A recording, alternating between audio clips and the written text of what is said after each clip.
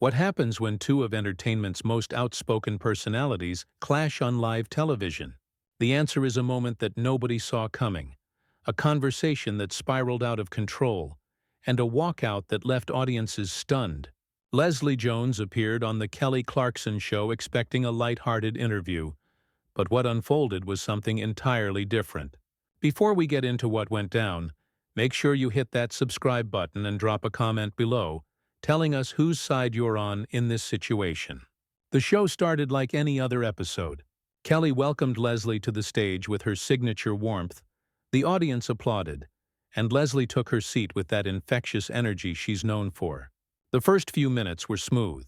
They talked about Leslie's recent projects, her comedy tour, and some funny stories from her time on Saturday Night Live. The audience was laughing, Kelly was engaged, and everything seemed perfectly fine. But then the conversation took a turn. Kelly brought up a topic that had been circulating in the media, a comment Leslie had made during a podcast interview about the state of comedy today. Leslie had been vocal about how she felt certain comedians were being too careful, too worried about offending people, and how that was killing the art form. It was a statement that had sparked debates online, with some people agreeing and others calling her out for being insensitive. Kelly, known for wanting to dig deeper into conversations, decided to address it. She smiled and said, "So I heard you talking about comedy and how you think people are being too sensitive these days. Can you explain what you meant by that?" The question itself wasn't aggressive, but the way Kelly phrased it had an edge to it, like she was setting up for a counterpoint. Leslie shifted in her seat, clearly noticing the change in tone. She responded with, "Yeah, I said that because it's true. Comedy is about pushing boundaries, about making people uncomfortable sometimes. If we're constantly worried about who we might offend, then what's the point? We're just going to end up with boring, safe comedy that doesn't say anything real." Kelly nodded slowly, but her expression showed she wasn't entirely on board with that perspective. She leaned forward slightly and said, "But don't you think there's a difference between pushing boundaries and just being hurtful? I mean, comedy can be edgy without punching down at people who are already marginalized, right?" The audience went quiet. You could feel the tension starting to build. Leslie's face tightened, and she let out a short laugh, the kind that signals frustration rather than amusement.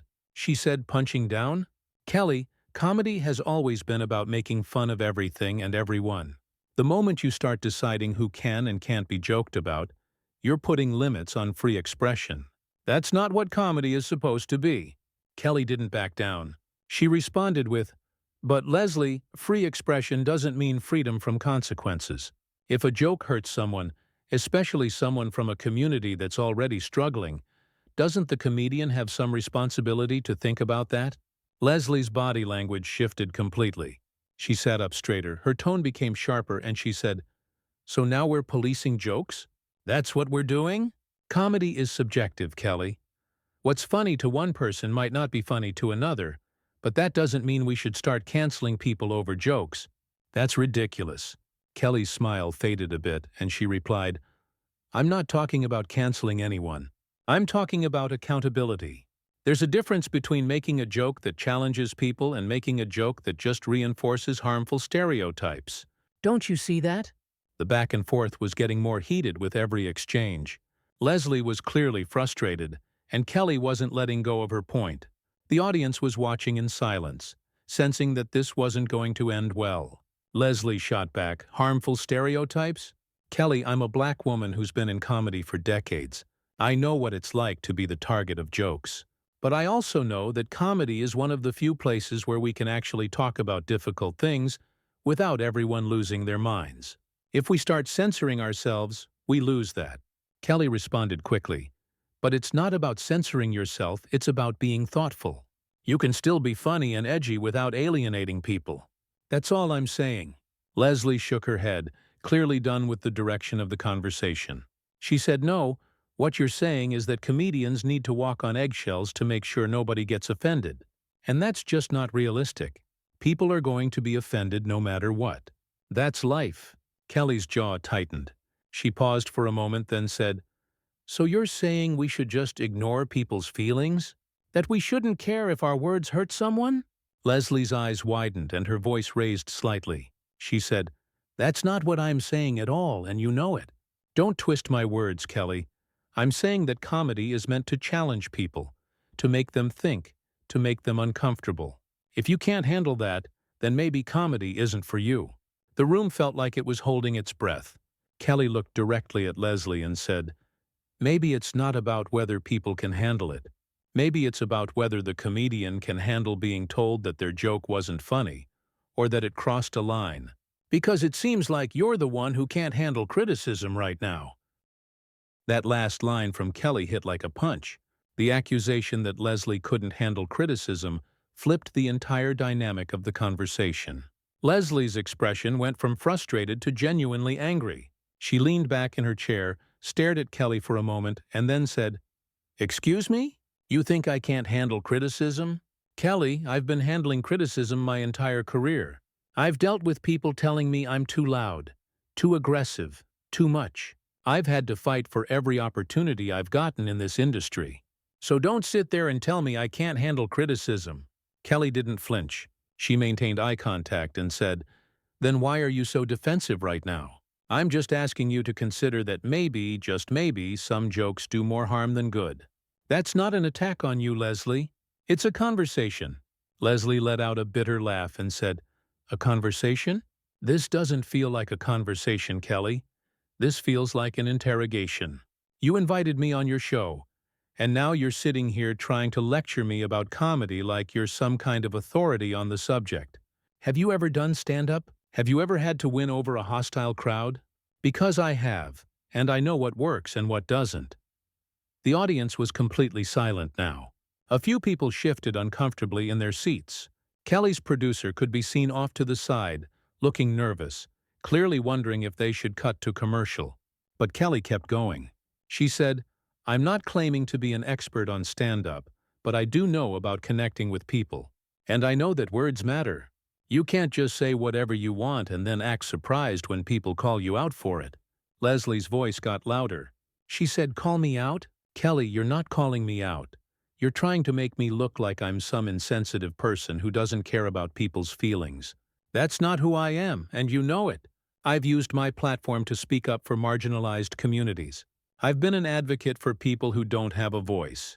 So for you to sit here and act like I'm the problem is honestly insulting."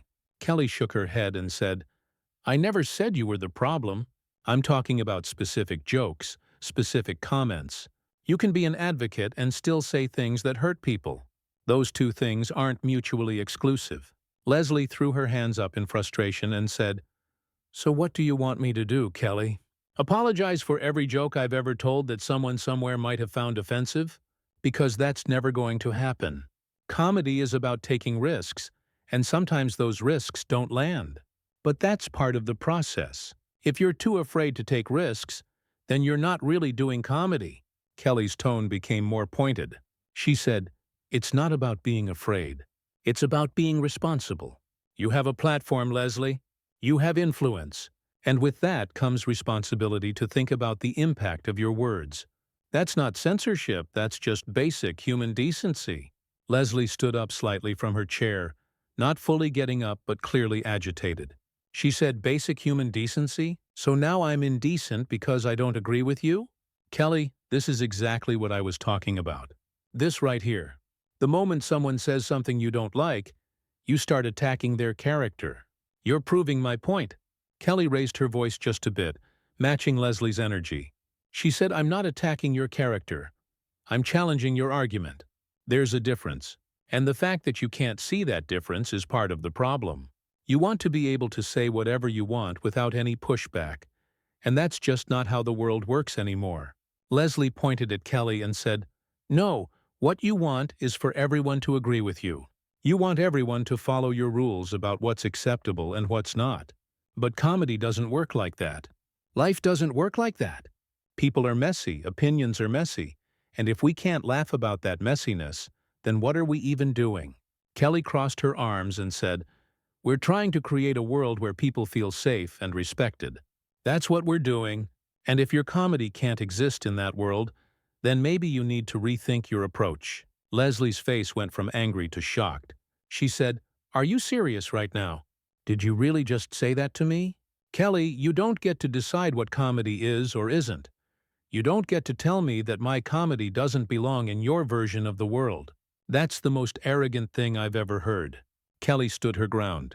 She said, "It's not arrogant to want people to be kind to each other.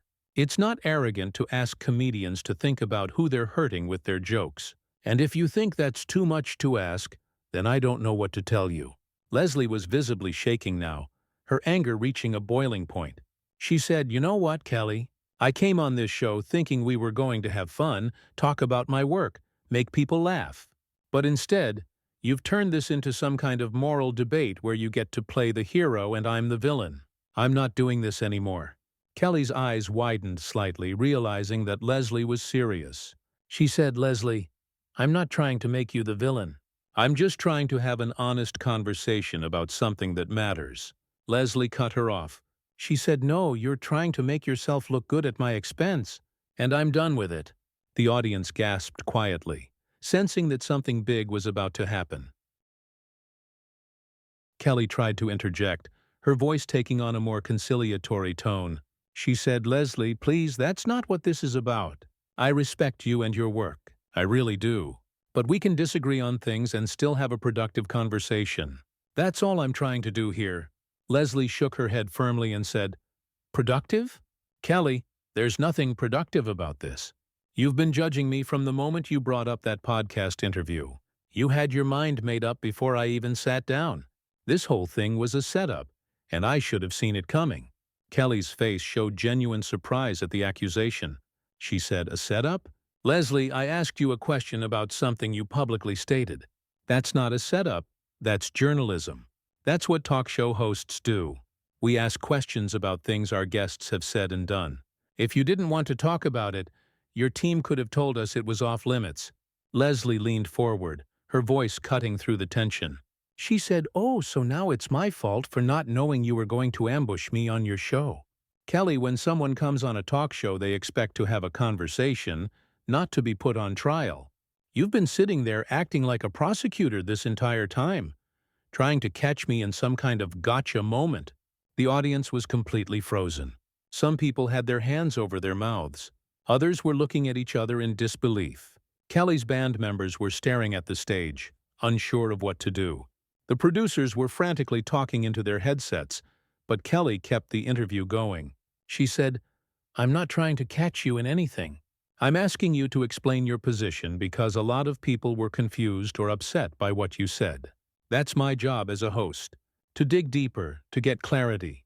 Leslie stood up fully this time, her body language showing she was preparing to leave. She said, "Your job is to make your guests feel comfortable and to have a good time. That's what a talk show is supposed to be. But you've turned this into something else entirely. You've turned this into a platform for you to grandstand about your values while making me look like I don't care about people. And I'm not going to sit here and let you do that."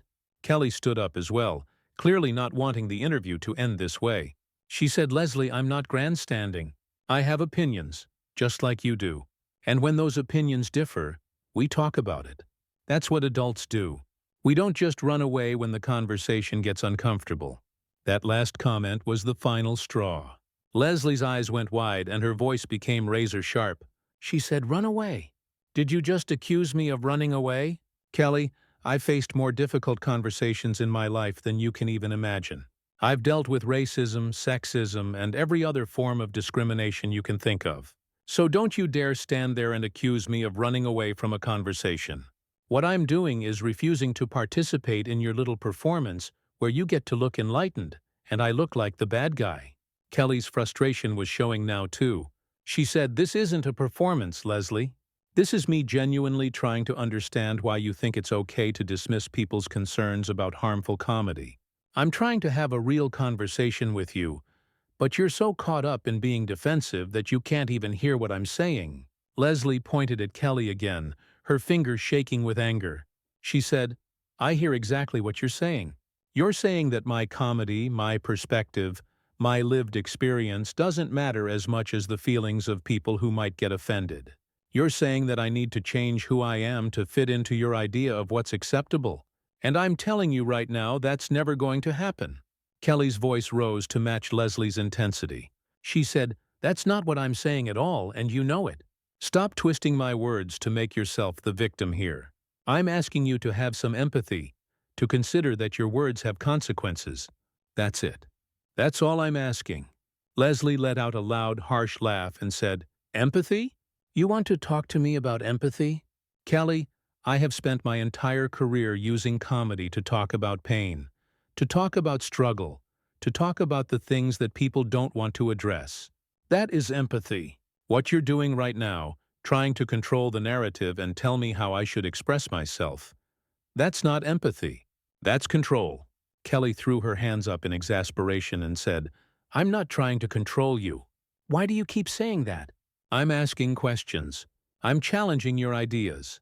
That's what conversation is. If you can't handle someone disagreeing with you, then maybe you're not as tough as you think you are." The audience audibly gasped at that line. It was a direct hit, and everyone felt it. Leslie went completely still for a moment, her face showing a mixture of shock and fury. She said, "Wow. Okay, so that's what this is really about. You think I'm not tough? You think I can't handle disagreement? Kelly, I've been handling disagreement my whole life. What I can't handle is disrespect. And that's what this is. You've disrespected me from the moment this segment started, and I'm done pretending otherwise." Kelly's face flushed and she said, "I have not disrespected you. I've challenged your ideas, yes, but that's not the same thing. If you feel disrespected every time someone disagrees with you, then that's something you need to work on, not me." Leslie grabbed her microphone and started to remove it. She said, "I don't need to work on anything, Kelly. What I need to do is get out of here before this gets any worse." She began unhooking the mic pack from her waist, her movements sharp and deliberate. Kelly's voice became more urgent as she watched Leslie unhook her microphone. She said, "Leslie, come on, don't do this. We can work through this. Let's just take a breath and start over. Please." Leslie paused for a second, the microphone pack in her hand, and looked directly at Kelly. She said, "Start over? Kelly, there's no starting over from this. You've made it very clear how you feel about me and my comedy. And I've made it clear that I'm not going to sit here and be lectured by someone who doesn't understand what I do or why I do it. So no, we're not starting over. We're done." Kelly took a step closer, her tone almost pleading now. She said, "I do understand what you do. I've watched your work. I've laughed at your jokes. I've admired your career. That's why I wanted to have this conversation. Because I think you're talented enough to evolve, to think about how your comedy can be both funny and responsible." Leslie's laugh was bitter and exhausted. She said, "Evolve? You mean change to fit your standards. That's what evolve means to you, doesn't it? It means become more like what you think I should be. Well, I'm not interested in that kind of evolution, Kelly. I'm interested in being authentic, in being real, in saying what needs to be said even if it makes people uncomfortable. And if that's not good enough for you, then I don't know what to tell you." Kelly's expression hardened again. She said, "Authenticity isn't an excuse for being careless with your words. You can be real and still be thoughtful. Those things aren't mutually exclusive. But you seem to think that being thoughtful means being weak or being censored, and that's just not true." Leslie placed the microphone on her chair and said, "I think being thoughtful means considering my audience and what they need to hear, not what they want to hear. I think being thoughtful means pushing boundaries and making people question their assumptions.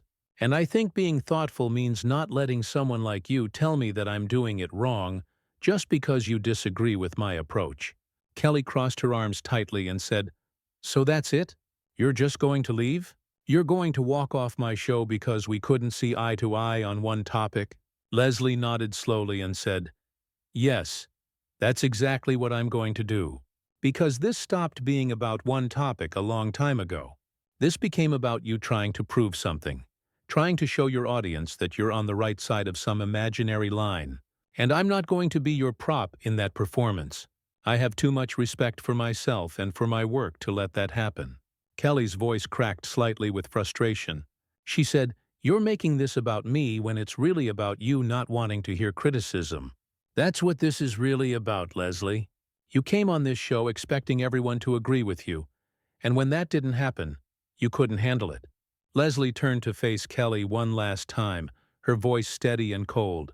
She said, "No, Kelly, I came on this show expecting to be treated like a guest, not like a defendant. I expected a conversation, not an ambush. And I expected basic respect, which you clearly weren't willing to give me. So yes, I'm leaving. And you can spin this however you want to your audience, but we both know what really happened here." Kelly shook her head, her own anger fully visible now. She said, "What really happened here is that you couldn't defend your position, so you're running away. That's what's happening, and everyone watching can see that." Leslie started walking toward the edge of the stage. She said, "Let them see whatever they want to see. I know who I am, and I know what I stand for, and I'm not going to compromise that just to make you or anyone else comfortable." She took a few more steps, then stopped and turned back one more time. She said, "You know what the saddest part about all of this is, Kelly? I actually used to respect you. I thought you were different from other talk show hosts. I thought you genuinely cared about your guests and about having real conversations. But this wasn't real. This was an agenda disguised as a conversation. And I want no part of it." Kelly's face showed a flash of hurt before the anger returned. She said, "I do care about my guests. And I do have real conversations. Just because you didn't like the questions doesn't mean they weren't valid. Maybe you should think about why you're so threatened by someone asking you to explain yourself." Leslie didn't respond to that. She just turned and walked off the stage, her stride purposeful and unwavering. The audience sat in stunned silence, unsure whether to react or stay quiet. Kelly stood there for a moment watching Leslie leave, her jaw tight and her hands clenched at her sides. Finally, she turned to the audience and said, "Well, that was unexpected. We're going to take a quick break, and when we come back, we'll have some music for you." The cameras cut away as the audience sat frozen, processing what they had just witnessed. The show's producers scrambled to figure out what to do next, how to fill the rest of the episode, and how to handle the inevitable fallout from what had just happened. The tension in the studio was thick, and everyone knew that this moment would be replayed, analyzed, and debated for days, weeks, maybe even months to come. This clash between Leslie Jones and Kelly Clarkson wasn't just about comedy or sensitivity or free speech. It was about two strong personalities who couldn't find common ground, who couldn't navigate their differences without it turning into something explosive. It was a reminder that even in controlled environments like talk shows, real emotions and real conflicts can surface in ways that nobody expects. And when they do, there's no script to follow, no easy resolution, just the raw reality of two people who fundamentally disagree and aren't willing to back down. So what do you think about what went down? Was Kelly out of line for pushing Leslie so hard on her views, or was Leslie being too defensive about legitimate criticism?